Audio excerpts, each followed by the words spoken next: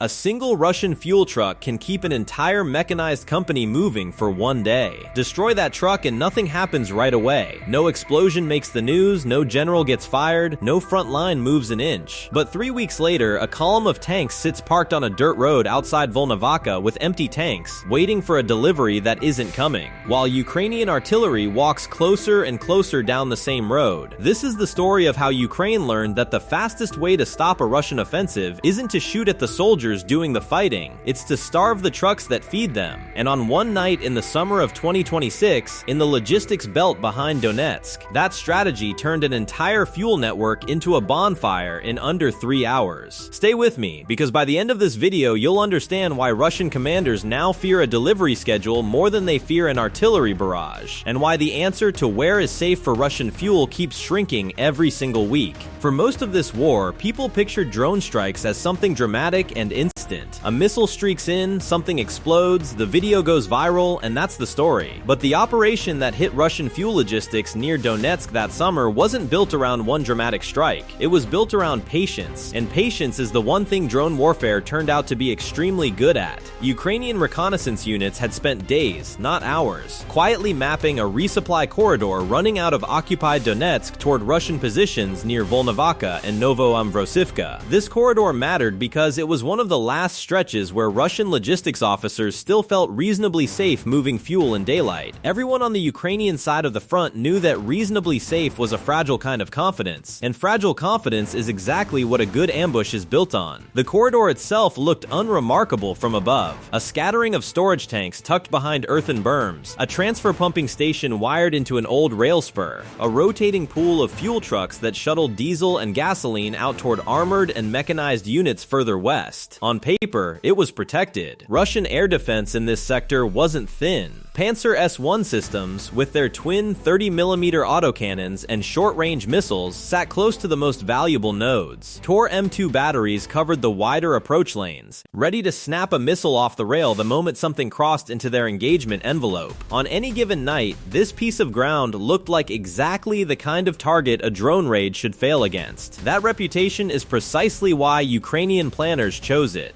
Before a single strike drone left the ground, small reconnaissance UAVs had already been circling high above the corridor for days, quietly building a living picture of the defense. They weren't looking for the fuel trucks. Fuel trucks are cheap and get replaced. What Ukrainian intelligence wanted was pattern. Which tree line did the Pantsir crews prefer for cover? How often the Tor battery rotated its firing position? What time the guard shift changed at the pumping station, where the maintenance crews parked when they weren't actively working? War, at this scale, isn't won by finding a target. It's won by learning a routine well enough to predict where the gaps will open before the defenders even know they've left one. By the night the strike went ahead, Ukrainian operators had a rough but workable map of the entire defensive belt, every Pantsir's preferred firing position, every Tor's typical rotation window, the choke points where Russian vehicles had to slow down to turn off the rail spur access road, and crucially, the blind arc behind the earthen berms where air defense radar struggled to hold a clean track on anything flying low and slow. That blind arc would become the seam the entire operation was designed to slip through.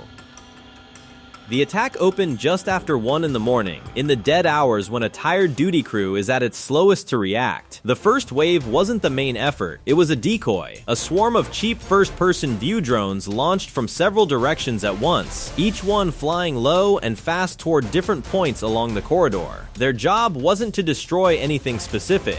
Their job was to make every air defense operator in that sector do exactly what they're trained to do: lock on to the nearest, loudest, most obvious threat and start shooting. And that's exactly what happened. Pantsir gunners opened up first, walking bursts of 30mm fire across the low sky, shredding drone after drone in bright little bursts of orange. A Tor battery further back fired an interceptor that closed the gap in barely a few seconds and detonated one of the FPVs in a shower of debris. On the radar screens inside those vehicles, it must have looked like a clean, controlled defense. More than half of that first wave never made it past the outer perimeter. If you were a Russian officer watching the counts tick down on your display, you would have felt, for a moment, like your side was winning. That feeling of winning is the most dangerous thing an air defense crew can experience in the middle of a coordinated raid, because it's precisely the moment attention narrows. Every gun barrel, every radar beam, every operator's eyes were pulled downward and outward, toward the chaotic swarm crossing at low altitude. And that is exactly when the second wave crossed the tree line, flying a completely different profile. Fewer drones, moving on carefully plotted paths rather than a chaotic scatter, threading between the gaps that Ukrainian reconnaissance had already mapped out days earlier. These were Hornet-type strike drones, the same kind Ukrainian units elsewhere along this front had already used to hit concealed fuel and logistics sites deep in occupied Donetsk. Slower than the decoys, heavier, carrying a real payload instead of just noise. Their entire flight plan depended on one assumption, that Russian air defense would already be busy. It was. The outer ring of Pantsir fire was still hosing down the last of the FPV swarm when the first Hornet crossed into the blind arc behind the earthen berm, the exact seam that days of quiet reconnaissance had identified. No missile rose to meet it, no burst of autocannon fire found it. It simply kept descending, steady and unbothered, toward the nearest fuel truck sitting at the loading rack with its hose still connected. The impact didn't look dramatic from a distance at first. A flash, a dull thump carried on the night air. Then the truck's own fuel load ignited, and what had been a quiet flash became a pillar of fire tearing straight up into the dark, throwing orange light across the corrugated roofs of the transfer station and briefly turning night into something close to day. For every Russian soldier on that site, this was the moment the operation stopped being an abstract radar problem and became something they could feel through the ground. Russian defenders scrambled to correct their aim, dragging Tor coverage back toward the new threat, trying to re-establish a wall of fire around the burning truck before more damage could be done. But shifting an air defense position mid-engagement takes time, and time was the one resource Ukrainian planners had spent days trying to steal from them. Every repositioning move that a Pantsir or Tor crew made in response to the burning truck opened a new gap somewhere else along the corridor, and the remaining Hornets, still flying their pre-planned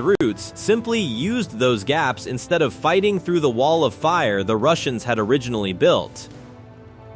A second strike drone found the transfer pumping station, the piece of infrastructure that actually moved fuel from the rail spur into the trucks in the first place. Destroying a truck costs Russia one vehicle's worth of fuel. Destroying the pump that fills the trucks costs Russia the ability to fill any truck at that site at all, for as long as it takes engineers to repair or replace it. A third drone went after a cluster of storage tanks tucked behind the berm that Ukrainian reconnaissance had spent days confirming was the densest concentration of fuel on the entire site. The tank took the hit low, near its base, and what came out wasn't a single explosion, but a steady, spreading sheet of burning fuel that crawled outward across the ground faster than anyone standing nearby could safely outrun. At this point, Russian commanders on site made the only decision that still made sense. With U-jamming already climbed to full power in an attempt to sever the remote links keeping the strike drones on target, and with fire now burning at 3 separate points across the same facility, they ordered every intact fuel truck to evacuate the area immediately. It was the correct call. It was also, in its own way, exactly what the operation had been built to provoke.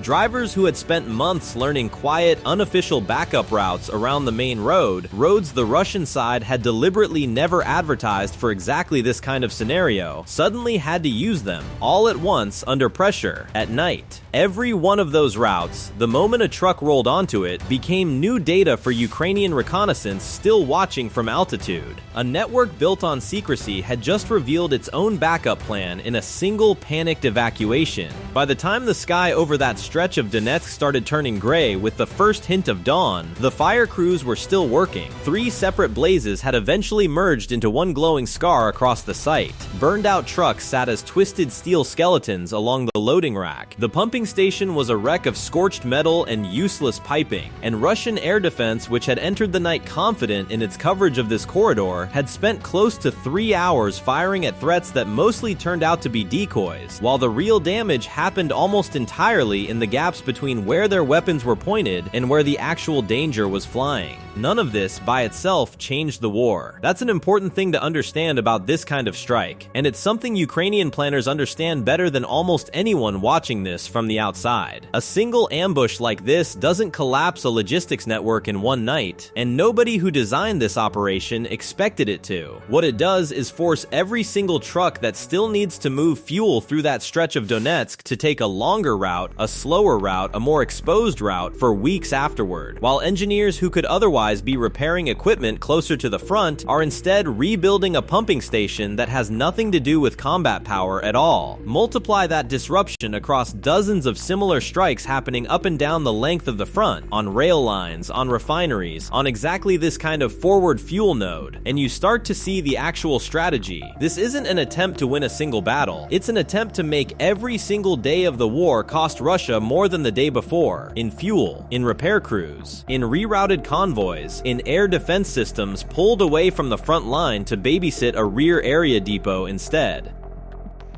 And that is the uncomfortable question this leaves hanging over Russian logistics planners tonight, and every night afterward. If a fuel corridor sitting behind a belt of Pantsir and Tor coverage, watched over, defended, and considered safe enough for daylight movement, can still be turned into a 3-hour bonfire by an enemy willing to spend days quietly learning its routine, then where, realistically, is actually safe? Move the depot further back, and the trucks spend longer on exposed roads getting fuel to the front. Add more air defense, and you're pulling systems away from somewhere else that now becomes weaker. Change the routine, and the enemy simply spends a few more days relearning it. There isn't a clean answer to that question, and that's exactly the point. Every night this kind of operation succeeds, the map of safe for Russian fuel gets a little smaller, and the price of keeping the front supplied climbs a little higher. Behind every number in a report like this, there's also a much quieter cost that doesn't show up on any damage assessment. Somewhere behind those trucks were drivers who were simply doing a job.